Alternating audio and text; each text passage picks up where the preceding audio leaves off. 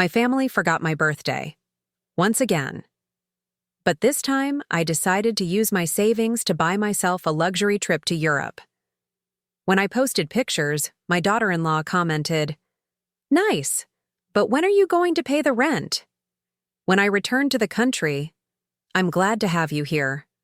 Follow my story until the end and comment the city you're watching from so I can see how far my story has reached." I woke up on October 15th with that familiar knot in my stomach. 61 years old today. I lay there for a moment, staring at the ceiling, wondering if this year would be different. Maybe Michael would remember. Maybe he'd call early, like he used to when he was little, bursting into my room with homemade cards and crooked smiles. The silence stretched on. No phone calls, no texts, nothing. I made myself coffee in the kitchen of my small apartment, the same routine I'd followed for the past 3 years since Harold died. The morning news droned on about traffic and weather, but I wasn't really listening. I kept glancing at my phone, willing it to ring. By noon, I couldn't pretend anymore. Michael had forgotten. Again. It wasn't just Michael, though. It was everyone. My sister Linda, who lived 2 hours away but might as well have been on another planet.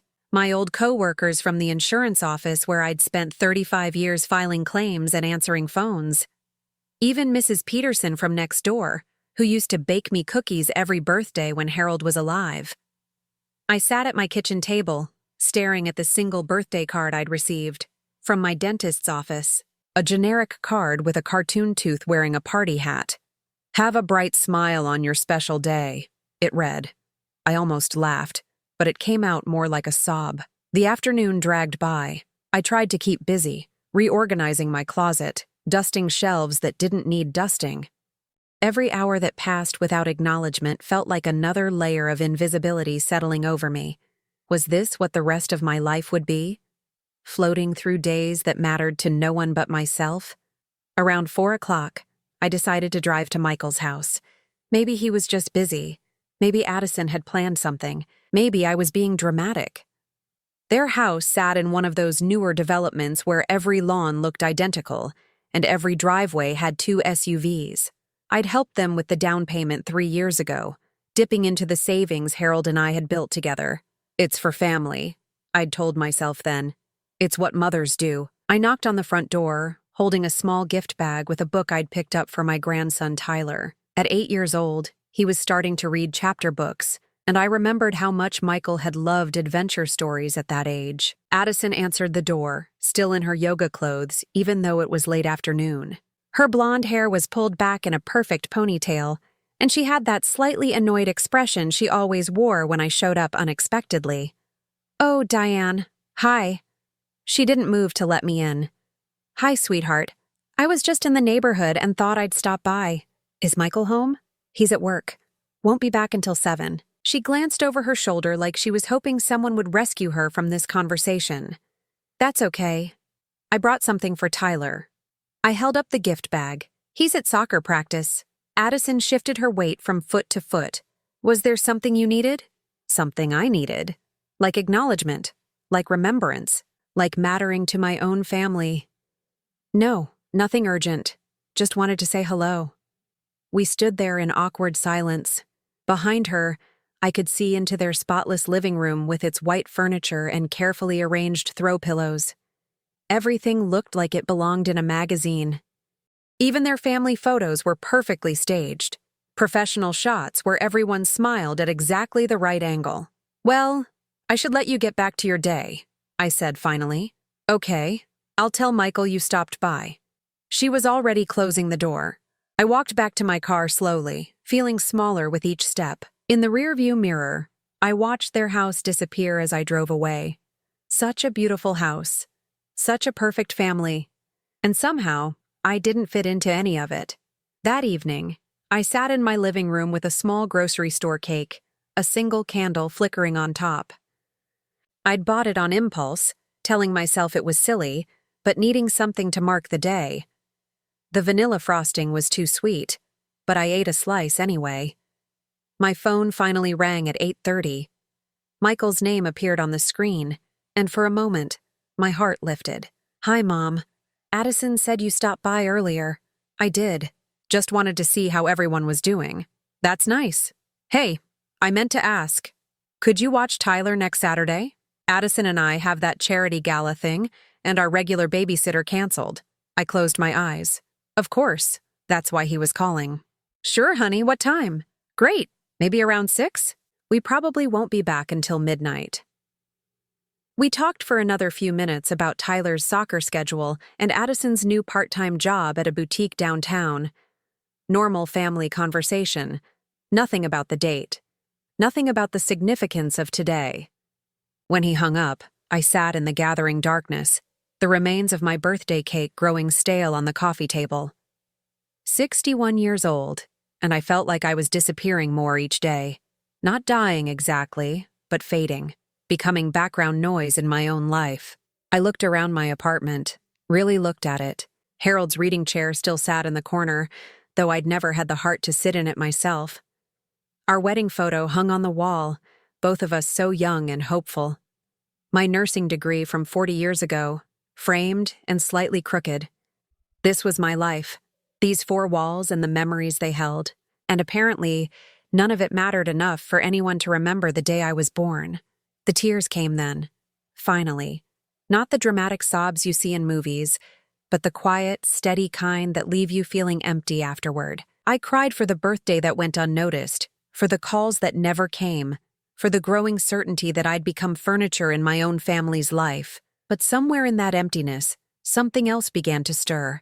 A small flame of something I hadn't felt in years. Not sadness, not self-pity, but anger. Real, honest anger at being taken for granted, at being invisible, at accepting crumbs when I deserved a seat at the table. By the time I went to bed that night, the anger had settled into something quieter, but more dangerous. A resolve, a decision forming in the back of my mind, still too fragile to examine closely, but growing stronger with each forgotten hour. Tomorrow, I would do something I'd never done before. Tomorrow, I would stop waiting for my life to matter to other people and start making it matter to myself. I didn't sleep well that night. Every time I closed my eyes, I saw Michael's face when he was 7, standing on his tiptoes to reach the kitchen counter, determined to make me breakfast in bed for my birthday. He'd burned the toast and spilled orange juice all over the tray, but his smile had been so proud, so full of love. When had that changed? When had I become someone he called only when he needed a favor? The next morning, I sat at my kitchen table with my laptop open, staring at the banking website. The numbers felt surreal. After Harold's life insurance, his pension, and our modest savings, I had $47,000 sitting in accounts I rarely touched. It was supposed to be my safety net, my emergency fund, my burial money. But what was I saving it for, exactly? A future where I continued to fade into the background of everyone else's life. I'd been scrolling through travel websites for an hour, my coffee growing cold as I clicked through images of Paris cafes and Roman fountains. The prices made my stomach clench. 3 weeks in Europe would cost nearly $15,000. For someone who'd clipped coupons her entire adult life, who bought generic brands and shopped clearance racks, it felt impossibly extravagant. My phone buzzed. A text from Michael. Thanks for watching Tyler Saturday. You're a lifesaver. A lifesaver. I stared at those words until they blurred. That's what I was to them. Not a person with her own dreams and desires, but a convenient solution to their problems. I closed the laptop and walked to Harold's dresser, pulling out the bottom drawer where I kept important papers. Buried beneath insurance documents and tax returns was a small envelope I hadn't opened in 3 years. Inside were the travel brochures Harold and I had collected during our last years together. When I retire, he used to say, pointing to pictures of the Eiffel Tower and the Leaning Tower of Pisa, we're going to see everything we've missed. But Harold got sick before he could retire. Pancreatic cancer took him within 6 months of his diagnosis, and all our careful plans became memories I kept locked away with sympathy cards and funeral programs. I spread the brochures across my kitchen table, their glossy pages showing couples our age smiling in front of European landmarks. Harold had circled things in red pen: a cooking class in Tuscany, a sane river cruise, a walking tour of Barcelona's Gothic Quarter. The anger from last night was still there, but now it mixed with something else. Grief? Yes. but also a strange kind of determination. Harold was gone, but I wasn't. Not yet. I reopened my laptop and began filling out forms. Flight to Paris, October 28th, return November 18th. 3 weeks. Hotels in Paris, Rome, and Barcelona. Not the budget places I would normally choose, but the boutique properties Harold had circled in his travel magazines. My hands shook as I entered my credit card information. $15,473. More money than I'd ever spent on anything except cars and medical bills. The confirmation emails arrived within minutes. Boarding passes, hotel reservations, trip insurance. Suddenly, it was real. In 2 weeks, I would be on a plane to Europe, doing something I'd dreamed about for 20 years, but never thought I'd have the courage to do alone. The guilt hit me immediately. What kind of selfish person spends her life savings on a vacation? What if I got sick? What if Michael needed help with something? What if Tyler needed college money someday? But then I remembered yesterday.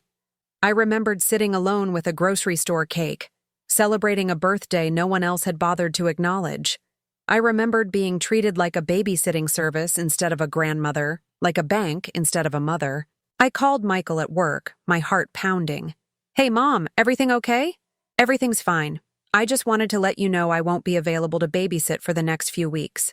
"Oh," there was surprise in his voice. "Are you going somewhere?" "Europe. I leave next Wednesday." The silence stretched so long I thought the call had dropped. "Europe? By yourself?" "Yes." "Mom, that seems... are you sure that's safe? At your age?" "At my age." As if 61 made me ancient and helpless. "I'll be fine, Michael. But the expense. Dad's insurance money was supposed to be for emergencies. There it was. The assumption that my money, my decisions, were somehow subject to his approval. "This is an emergency," I said quietly. "I'm disappearing, Michael. I'm becoming invisible in my own life, and if I don't do something about it now, I never will." Another long silence. "I don't understand." Of course he didn't. How could he? He'd never had to watch his own life shrink down to the edges of everyone else's. "You don't need to understand. I just wanted you to know I'll be gone." After I hung up, I sat at my kitchen table, staring at the confirmation emails on my laptop screen. Part of me wanted to cancel everything, to fall back into the safe routine of my small, predictable life. Instead, I opened a new browser tab and searched for luggage. The next week passed in a blur of preparation. I bought new clothes, something I hadn't done for myself in years. Not practical things from department store sales racks, but beautiful pieces from boutiques I'd never dared enter before. A soft cashmere sweater in deep blue, a pair of leather boots that cost more than my monthly grocery budget, a coat that made me feel elegant instead of invisible. I got my hair cut and colored at an actual salon instead of the discount chain I usually used. The stylist, a young woman with purple streaks in her hair, looked at my driver's license photo and shook her head. "We're going to bring out your eyes," she said, sectioning my gray hair with professional precision. "You have beautiful bone structure. We just need to show it off." When she turned my chair toward the mirror, I barely recognized myself.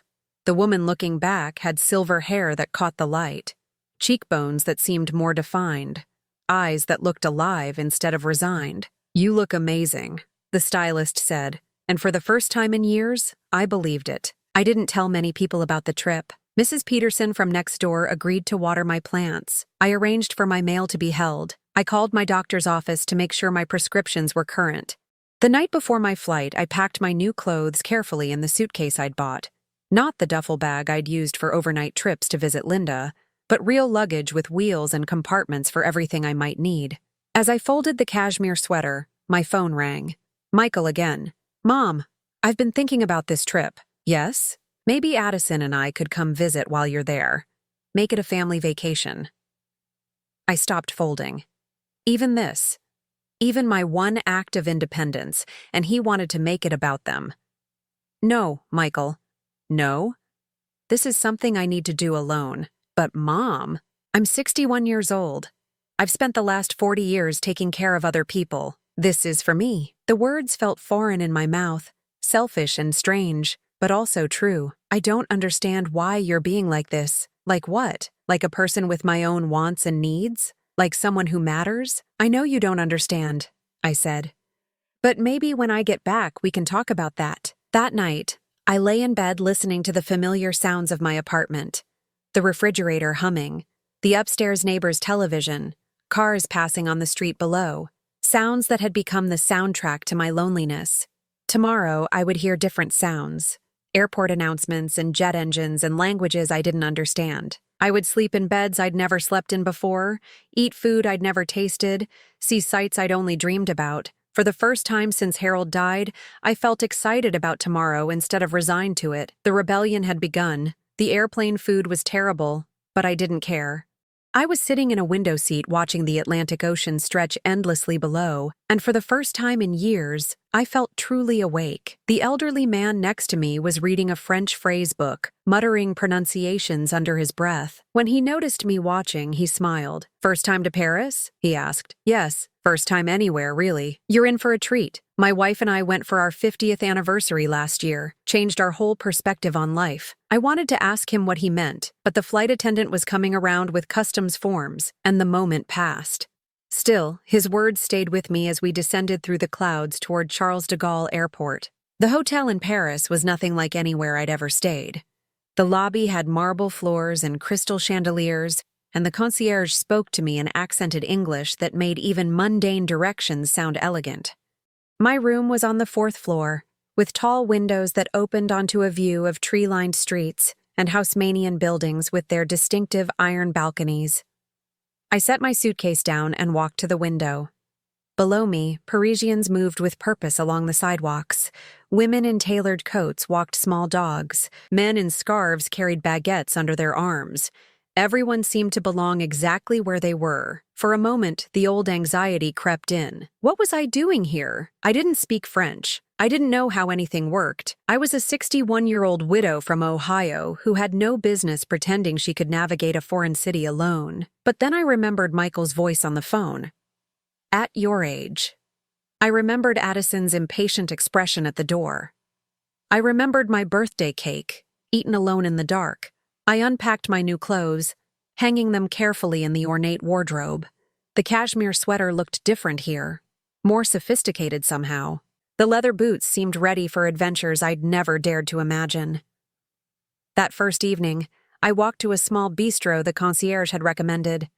The hostess seated me at a tiny table by the window, and I ordered the first thing on the menu I could pronounce, "Coq au vin, s'il vous plaît."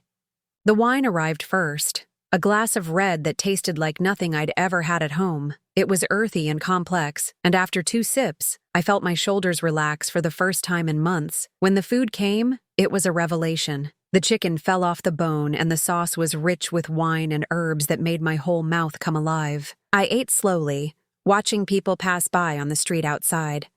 A couple argued passionately in rapid French, their hands gesturing wildly. 2 teenage girls shared a cigarette and laughed at something on one of their phones. An elderly woman walked by with a small cart full of groceries, nodding politely to people she passed. Nobody looked at me with pity or impatience. Nobody expected anything from me. I was simply a woman having dinner, invisible in the best possible way. Over the next few days, I fell into a rhythm I'd never experienced before. I woke up when my body wanted to wake up, not because an alarm demanded it. I ate breakfast at the hotel's garden terrace, where the coffee was strong and the croissants flaked butter onto my fingers. I walked for hours through neighborhoods whose names I couldn't pronounce, getting lost and finding my way back again. In the Marais district, I discovered vintage shops selling clothes from decades past. The owner of one boutique, a woman about my age with silver hair cut in a sharp bob, helped me try on a vintage Hermès scarf. "Très belle," she said, adjusting it around my neck. "Very beautiful." I looked at myself in her antique mirror. The scarf was silk, printed with horses and carriages in deep greens and golds. It cost more than I usually spent on clothes in 6 months, but when I saw my reflection, I barely recognized myself. The woman looking back had style, confidence, presence. I bought the scarf.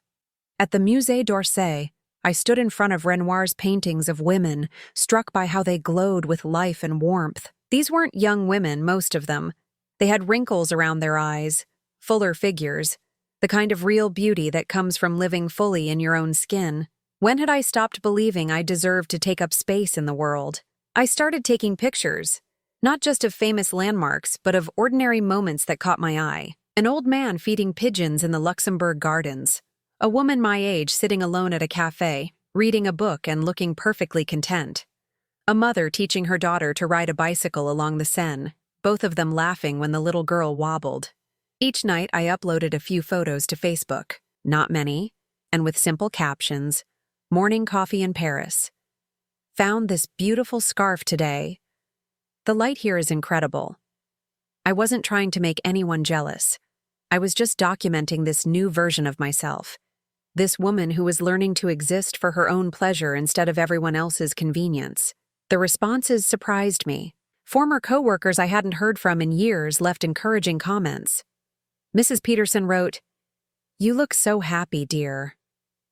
Even some of Michael's friends from high school, people I barely knew, started following my journey with genuine interest. But nothing from Michael. Nothing from Addison. In Rome, I stayed near the Spanish Steps in a boutique hotel with a rooftop terrace. I woke up each morning to church bells and the sound of scooters on cobblestone streets. I ate gelato for breakfast because I could. I bought leather gloves from a street vendor who flirted with me in broken English and made me laugh. At the Trevi Fountain, I made a wish and threw my coin like all the other tourists. But my wish wasn't for love or money or health. I wished for the courage to keep being this version of myself when I went home. I signed up for a cooking class in Trastevere, where I learned to make fresh pasta from a woman named Rosa, who was probably my age, but seemed ageless in her confidence and joy. She taught 6 of us how to roll gnocchi with our fingers, how to fold ravioli so the filling stayed inside, how to time everything so the pasta was perfect and the sauce was ready. "Cooking is love," Rosa said in her accented English. "But first, you must love yourself enough to feed yourself well." The other students were mostly couples, some on honeymoons, others celebrating anniversaries. At first, I felt awkward being the only single person, the only one without someone to share the experience with. But as the evening progressed, I realized something. I wasn't alone. I was independent. There was a difference. When we sat down to eat what we'd prepared, Rosa poured wine for everyone and raised her glass. "To new friends," she said, looking directly at me, "and to women who are brave enough to cook for themselves." I felt tears prick my eyes, but they weren't sad tears. They were the kind that come when someone sees you, really sees you, and acknowledges your worth. That night I posted a picture of my handmade ravioli, golden and perfect on a white plate. The caption read, "Learning that I'm good company for myself." The responses poured in immediately. Women my age and older, sharing their own stories of rediscovering themselves after years of putting everyone else first. Widows who had learned to travel alone. Divorcees who had started new careers at 60. Mothers whose children had moved away and who were finding out who they were beyond their roles as caregivers. I stayed up late reading their comments, feeling part of a sisterhood I'd never known existed. Women who understood what it meant to become invisible in your own life, and who had found the courage to make themselves seen again. In Barcelona, I rented a small apartment in the Gothic quarter instead of staying in a hotel. I wanted to pretend, just for a week, that this was my real life, that I was the kind of woman who shopped at local markets and spoke broken Spanish to vendors who smiled at my attempts. I bought fresh flowers every morning from the same elderly woman at the market. She started recognizing me, saving the best blooms and teaching me the Spanish words for each type: rosas, claveles, girasoles. I ate dinner late, the way locals did, sitting at outdoor tables under string lights, watching street performers and listening to languages I couldn't understand but somehow felt in my bones. I bought a flamenco dress from a shop near the cathedral, red and dramatic and completely impractical for my life back home. But maybe that was the point. Maybe I was learning that my life back home didn't have to be the same as it was before. On my last night in Barcelona, I wore the flamenco dress to dinner at a small restaurant the apartment owner had recommended. The waiter, a man about my son's age, complimented me in Spanish and English. "You look beautiful, señora, like a true Barcelona woman." I felt beautiful. More than that, I felt alive in a way I'd forgotten was possible. As I walked back to the apartment through streets lit by amber lamps, my phone buzzed with a notification. Someone had tagged me in a comment on one of my photos. I looked at the screen and felt my new confidence waver. It was Addison, and what she'd written made my stomach drop to my shoes. I stood frozen on a cobblestone street in Barcelona, the flamenco dress that had made me feel so beautiful suddenly feeling like a costume. The glow from my phone screen seemed too bright in the amber streetlight as I read Addison's comment over and over. "Nice to see you living it up in Europe, Diane, but maybe think about your family back home. Michael's struggling with the mortgage and Tyler needs new soccer cleats. But I guess that doesn't matter when you're busy playing tourist. Hope the fancy hotels and expensive dinners are worth it. BTW, when are you planning to pay us back that rent money you owe?" My hands started shaking. The warm Spanish air that had felt so magical moments before now seemed suffocating. I leaned against a stone wall, trying to process what I'd just read. Rent money I owe? What rent money? The post she'd commented on was innocent enough. A picture of my paella from dinner, the golden rice glistening with seafood and saffron. I'd captioned it simply, "Last night in Barcelona. Grateful for this incredible experience." But now, thanks to Addison's public comment, anyone who saw it would think I was some selfish woman gallivanting around Europe while my family suffered financially. Worse, they'd think I owed Michael money and was refusing to pay it back. I scrolled through the responses that had already started appearing. Most were from people I barely knew, Michael and Addison's friends who only had one side of the story. "Wow, that's pretty cold, Diane. Maybe family should come before vacation. I'd never abandon my kids like that." Each comment felt like a slap. I wanted to respond, to defend myself, to explain that I'd never borrowed money from Michael, that I'd been the one helping them financially for years. But I also knew that engaging would only make it worse, turn it into a public family fight that would humiliate everyone. My phone buzzed with a direct message from someone named Jennifer Walsh. I didn't recognize the name, but her profile picture showed a woman about my age with kind eyes. "Hi, Diane. I don't know you personally, but I've been following your European adventure through mutual friends' shares. That comment from your daughter-in-law was completely inappropriate and unfair. I've been where you are. Family members who expect you to fund their lifestyle while treating you like garbage. Don't let her steal your joy. You deserve this trip and so much more." The message made me tear up. A complete stranger could see the situation more clearly than my own family. I walked the rest of the way back to my apartment in a daze. The streets that had charmed me all week now felt foreign and lonely. I climbed the narrow stairs to my temporary home, my heels echoing in the stairwell. Inside, I poured myself a glass of the wine I'd bought at the local market and sat at the small balcony table overlooking the Gothic quarter. The medieval buildings that had seemed so romantic earlier now felt like ancient witnesses to my humiliation. I opened my laptop and started typing a response to Addison's comment, then deleted it.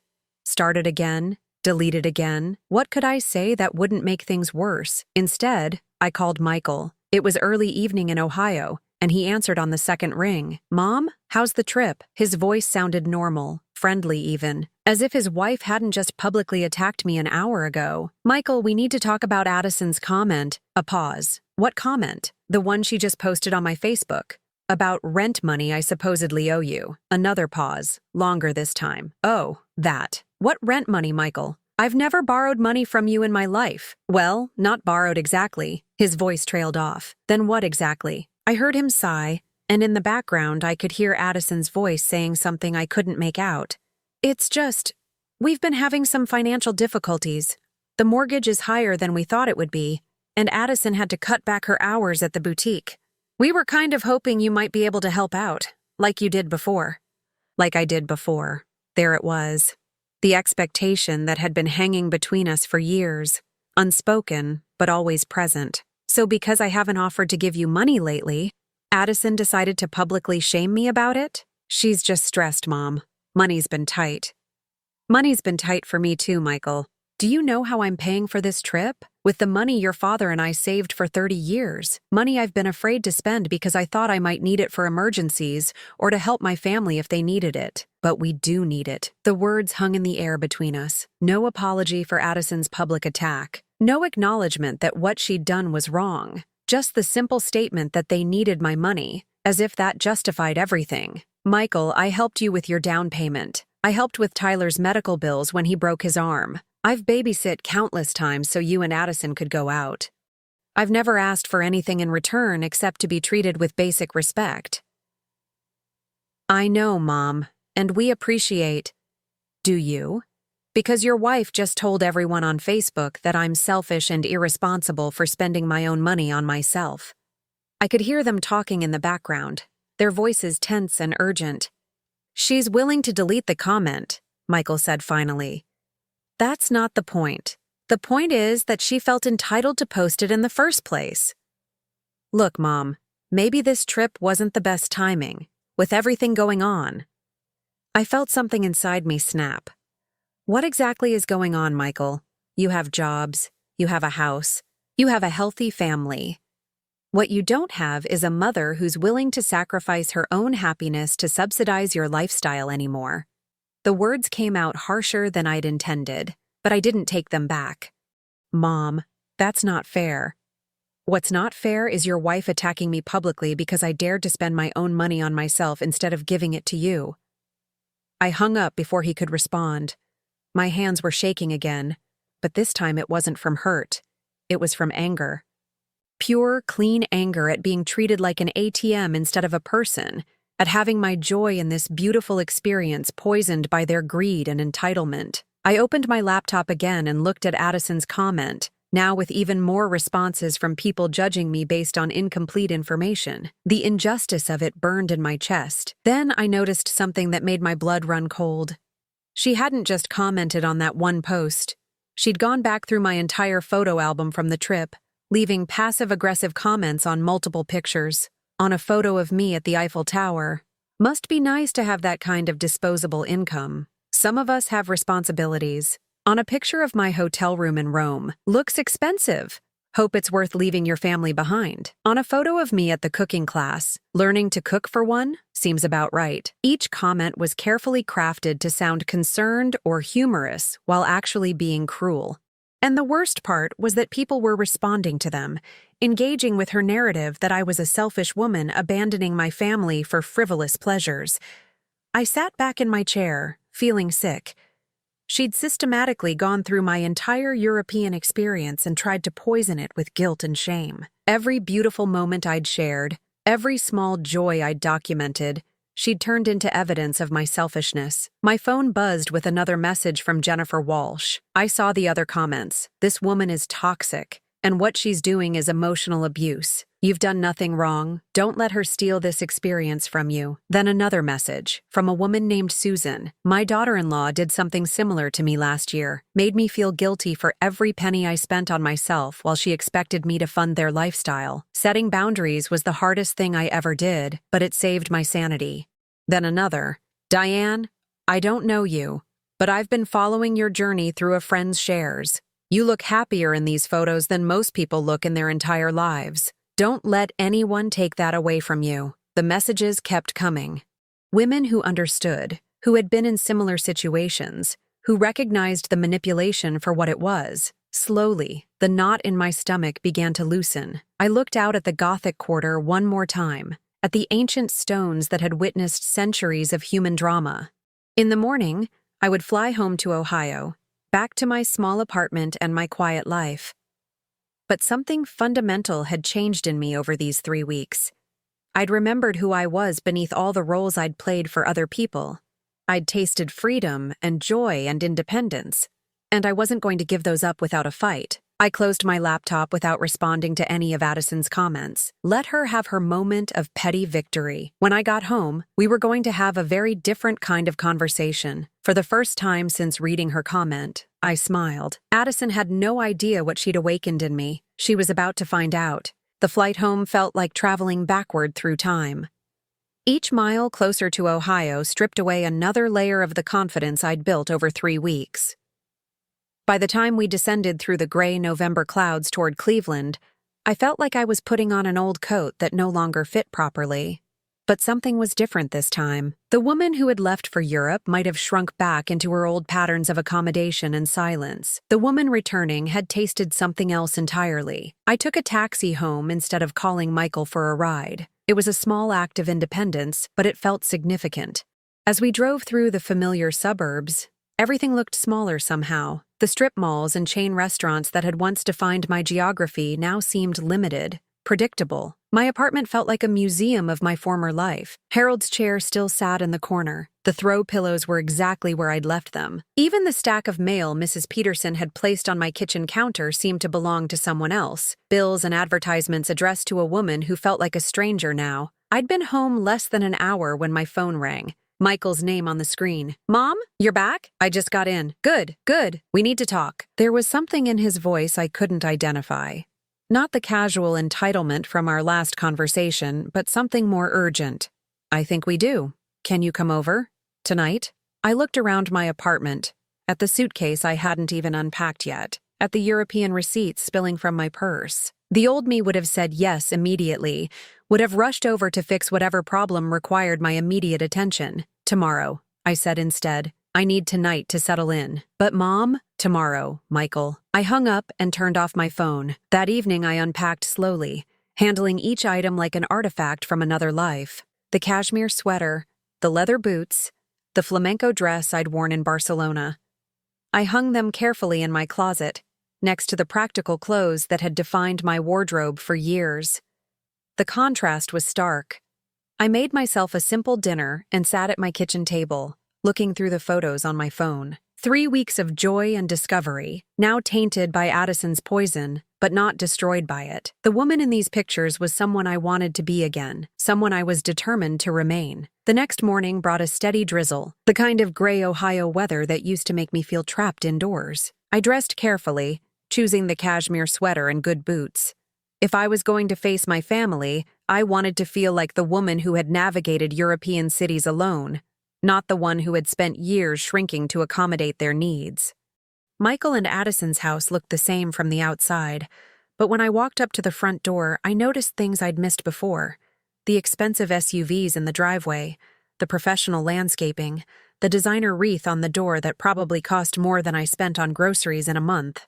This time, Michael answered the door himself. He looked tired, older somehow, with lines around his eyes I didn't remember seeing before. "Mom, come in." The house felt different, too. Tenser. Addison was sitting at their kitchen island, her laptop open, Tyler's homework spread around her. She looked up when I entered but didn't smile. "How was your trip?" she asked, her tone carefully neutral. Educational. Tyler was at the kitchen table, working on what looked like a math worksheet.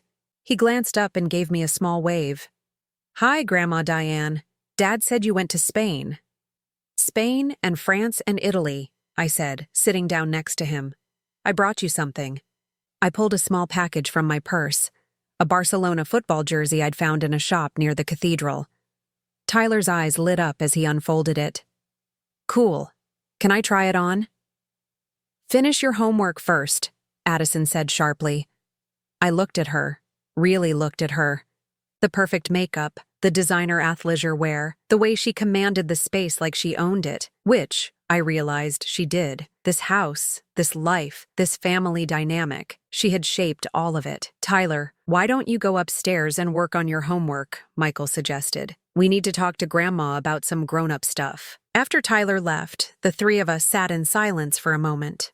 I waited for them to speak first.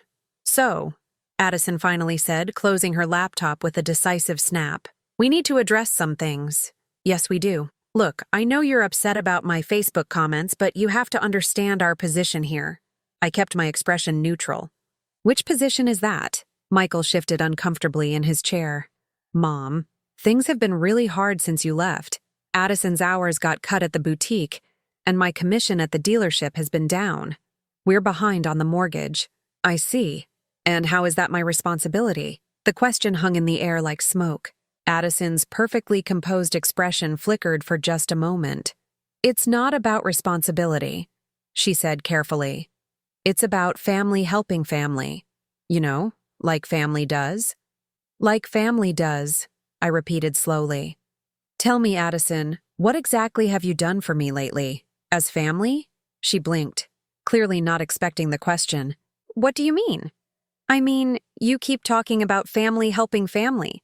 So I'm curious what help you've provided to me." "Well, we include you in holidays." "You include me." like I'm a guest instead of Michael's mother. Michael tried to intervene. Mom, that's not. When was the last time either of you called me just to see how I was doing? Not to ask for babysitting or help with something, but just to check on me. Neither of them answered. When was the last time you remembered my birthday without me having to remind you? The silence stretched longer. Have either of you ever asked me what I want, what I dream about, what I need? Addison's composure was cracking. This isn't about what you want, Diane. This is about doing what's right for the family. Whose family? Because from where I'm sitting, it looks like I'm not actually part of your family. I'm just a resource you tap when you need something. That's not true, Michael said, but his voice lacked conviction. I pulled out my phone and opened my banking app. Let me share something with you both. In the past 5 years, I've given you $47,000. Down payment help, car repairs, Tyler's medical bills, that emergency loan when your air conditioning broke. Their eyes widened. I don't think they'd ever calculated the total. In that same 5 years, how much money have you spent on me? And I don't mean obligatory birthday gifts. I mean actually investing in my happiness or well-being. Neither of them spoke. The answer is 0. You've spent $0 on me, but you've taken $47,000. And then, when I finally spend my own money on myself, you publicly shame me for it. Addison's face was flushing now.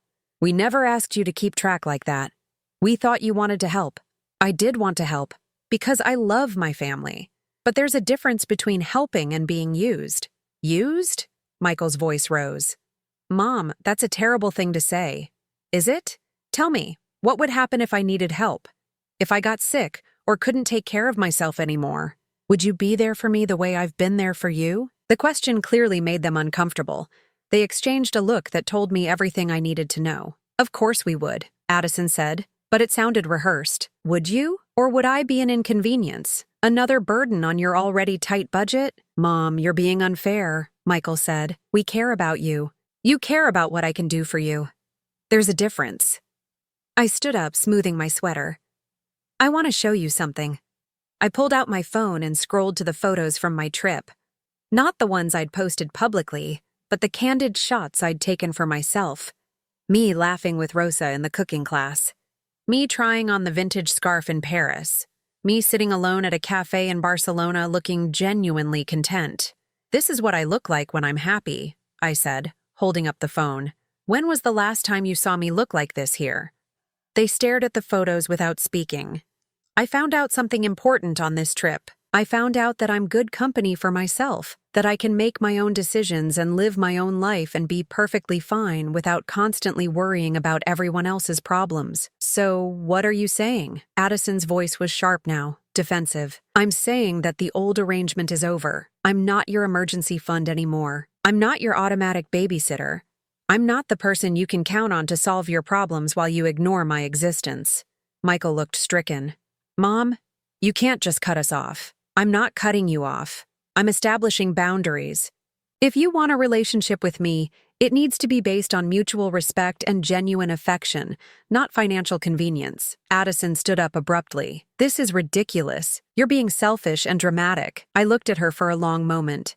Addison, you went through my Facebook photos and left nasty comments designed to make me feel guilty for being happy. You tried to turn my joy into shame. And you call me dramatic? Her face went pale. I think you should leave, she said quietly. I was planning to. I walked toward the door, then turned back. Michael, if you want to have a real relationship with your mother, not your bank account, but your mother, you know where to find me. But if you choose to side with someone who treats me with such disrespect, then you've made your choice.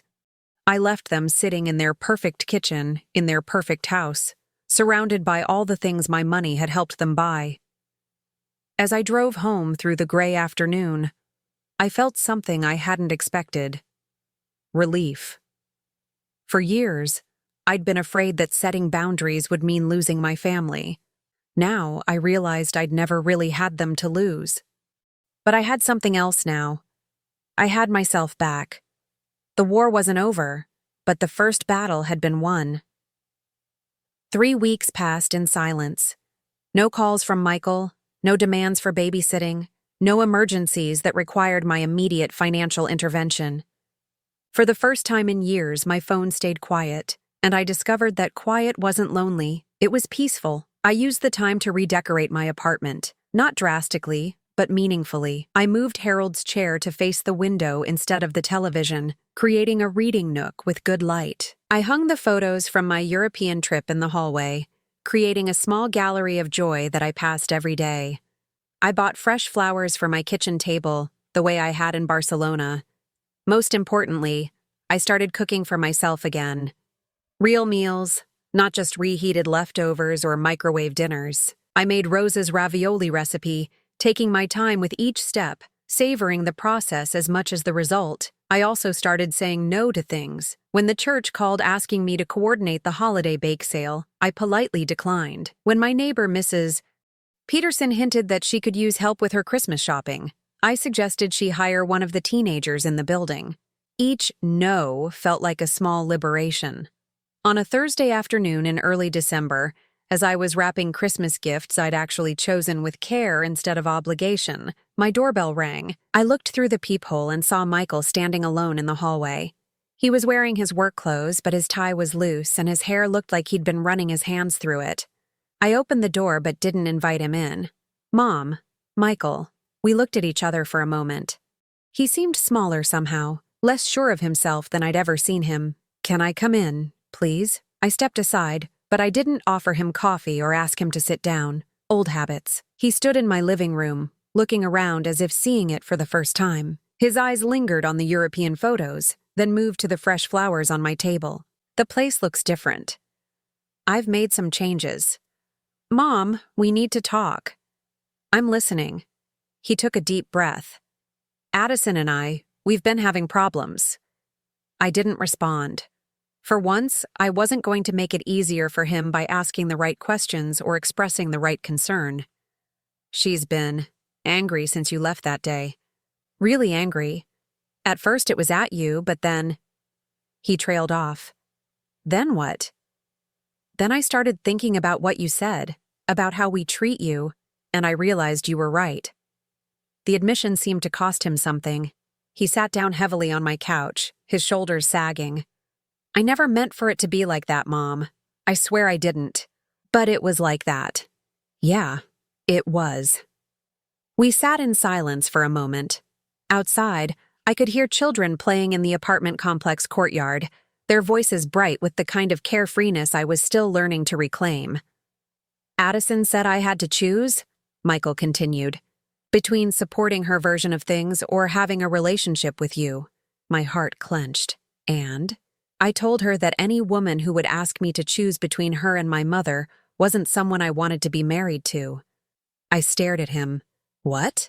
We're getting divorced, Mom. I filed the papers last week. The news hit me like a physical blow. Not because I was devastated. If I was being honest, Addison's absence from my life had been a relief, but because of what it meant for Tyler, for Michael, for the life they'd built together. Michael, I never wanted... I know, this isn't about you. Well, not entirely. He looked up at me and I saw Harold in his eyes for a moment. She showed me who she really was when she attacked you online. The woman I married wouldn't have done that. Or maybe she would have, and I just never wanted to see it. What about Tyler? Joint custody. He'll be with me half the time. Michael's expression softened. He's been asking about you, about your trip. He wants to see those pictures you posted. He's welcome to come over anytime. That's actually why I'm here. Michael shifted forward on the couch. I want to ask you something, but I want you to know that it's okay to say no. I'll understand if you say no. I raised an eyebrow. Tyler and I need a place to stay while the house sells, and I figure out what's next. Addison gets to keep it temporarily, but I can't afford the mortgage on my own anyway. He took a shaky breath. I was wondering if we could rent your spare bedroom for a few months. I'd pay you actual rent, market rate, and I'd help with groceries and utilities. Equal partners, not you taking care of us. The request hung between us. 3 months ago, I would have said yes immediately, would have moved mountains to help my son in crisis. Now, I found myself actually considering the implications. What would that look like day to day? He seemed surprised by the question. What do you mean? I mean, what are your expectations? Would you expect me to babysit Tyler while you work? Cook dinner every night? Clean up after both of you? Michael's face reddened. No, God, no. Mom, I'm 38 years old. I can take care of myself and my son. I'm asking to rent a room, not asking you to be our housekeeper. And if Tyler gets sick and needs someone to stay home with him, I take time off work, or I arrange for a sitter. You're his grandmother, not his backup parent. I studied his face, looking for signs of the entitlement that had characterized our relationship for so long. Instead, I saw something I hadn't seen in years: genuine respect. What about Addison? Would she be coming here to pick up Tyler? I'd handle all of that. She wouldn't need to interact with you at all. I nodded slowly. I need some time to think about it. Of course. Take all the time you need. He stood to leave, then paused at the door. Mom? I'm sorry. For everything. For taking you for granted. For letting Addison treat you the way she did. For not seeing how much you were sacrificing for us. I'm sorry it took losing my marriage to figure it out. But I'm glad I figured it out. After he left, I sat in Harold's chair by the window, watching the afternoon light fade across the courtyard. The old me would have called him back immediately, would have assured him that of course he and Tyler could stay, would have started mentally rearranging my life to accommodate theirs. Instead, I made myself a cup of tea and really thought about it. Having Tyler around would be wonderful. I'd missed his bright chatter, his endless questions about everything, the way he still sometimes fell asleep against my shoulder during movie nights, and Michael. For the first time in years, he was approaching me as an equal, asking for help instead of assuming it. But I'd worked hard to reclaim my independence. Was I ready to share my space again, even temporarily? I called my sister Linda that evening, something I rarely did anymore. Diane, is everything okay? Everything's fine. I just wanted to talk. I told her about Michael's request, about the divorce, about the new dynamic between us. What do you think I should do? Linda was quiet for a moment. Honestly, a year ago, I would have told you to run. You've always been too generous with that boy and he's taken advantage of it. But the way you described this conversation, it sounds like he's finally growing up. So you think I should say yes? I think you should do whatever feels right to you, not what feels right for Michael, or for Tyler, or for anyone else. What feels right for Diane? That night, I lay in bed thinking about the question.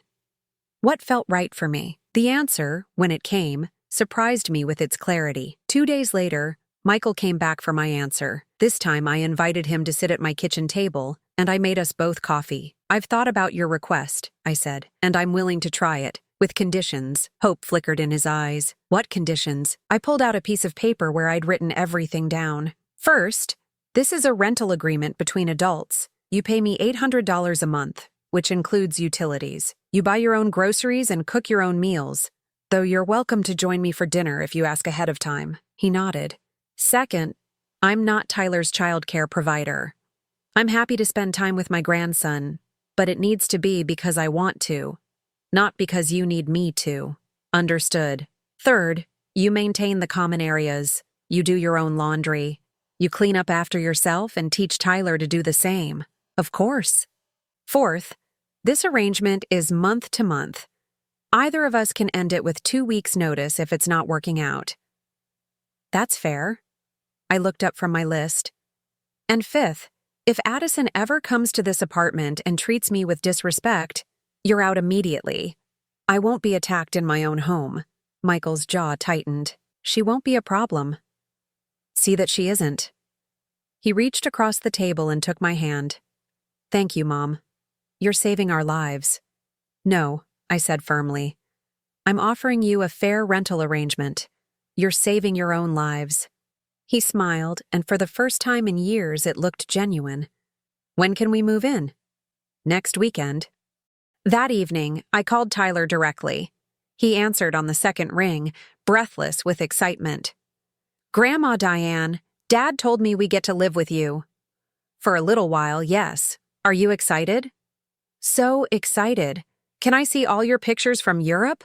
And can you teach me some Spanish words? And can we cook together sometimes? His enthusiasm was infectious. We can do all of those things. Grandma? Yes, sweetheart? I'm sorry Mom was mean to you on Facebook. Dad explained it to me. That wasn't nice. My throat tightened. Thank you, Tyler. That means a lot to me. I love you, Grandma. I love you too, baby. After I hung up, I sat in my quiet apartment, looking at the space that would soon be filled with the sounds of family again. But this time, it would be different. This time, I wouldn't disappear into their needs. I wouldn't shrink to accommodate their expectations. This time, I would remain whole. 6 months later, Michael and Tyler moved into their own apartment across town. Our living arrangement had worked beautifully, built on mutual respect and genuine affection instead of obligation and guilt. Tyler still came over every Sunday for our cooking lessons, and Michael called regularly just to talk. I kept traveling. Not elaborate European tours, but weekend trips to places I'd always wanted to see. I took a ceramics class and joined a book club. I dated a kind widower named Frank, who treated me like I was worth his time and attention. And every morning, I woke up in my own space, surrounded by the life I'd chosen for myself. Some days Tyler's artwork hung on my refrigerator, evidence of the love we shared. Other days, fresh flowers filled my vases, evidence of the love I'd learned to give myself. The invisible woman was gone. In her place was someone I was proud to be. Now I'm curious about you who listened to my story. What would you do if you were in my place? Have you ever been through something similar? Comment below, and meanwhile, I'm leaving on the final screen 2 other stories that are channel favorites, and they will definitely surprise you. Thank you for watching until here.